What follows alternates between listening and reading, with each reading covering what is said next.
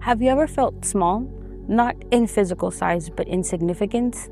Maybe you've looked at other churches with their impressive buildings, large congregations, and extensive programs and wondered if what you're doing really matters. The Church of Philadelphia knew exactly how that felt. When Jesus addressed them, he acknowledged that they had little strength. They weren't the biggest or most influential church. They didn't have impressive resources or significant social standing. But here's what's amazing. Jesus had nothing but praise for them. Think about that for a moment. Of all 7 churches in Revelation, Philadelphia is one of only 2 that received no correction from Jesus. Instead, he commends them for something remarkable. He said, "You have kept my word and have not denied my name." When Jesus introduces himself to this church, he says something fascinating. He calls himself the one who holds the key of David. What he opens, no one can shut.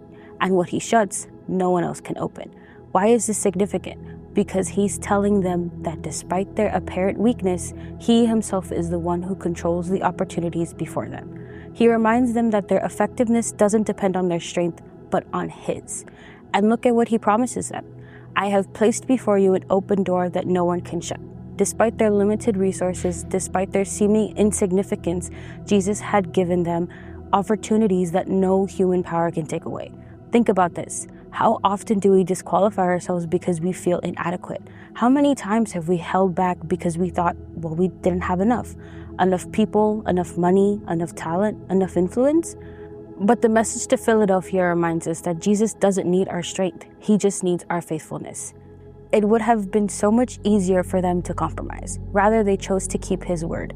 They had remained true to his name when denying it might have made their lives much simpler. And Jesus notices this. Not only did he notice, but he promised them something extraordinary. He said those that oppose them, those who probably look down on them for their small size and limited influence, would one day recognize that Jesus had loved them all along.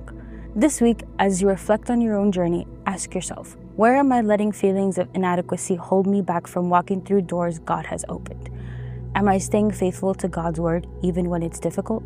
How am I using the little strength I have to honor Jesus' name? Remember, Jesus doesn't call us to be mighty. He never promises that we'll be powerful. He calls us to be faithful. He doesn't need our strength. He just needs our obedience.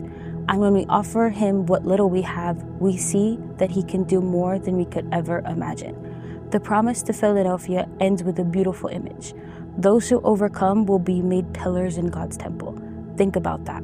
This church that probably felt insignificant in the world's eyes would become permanent, unmovable fixtures in God's presence. Today, Jesus is still opening doors that no one can shut. The question isn't whether we're strong enough to walk through them. The question is whether we're faithful enough to try.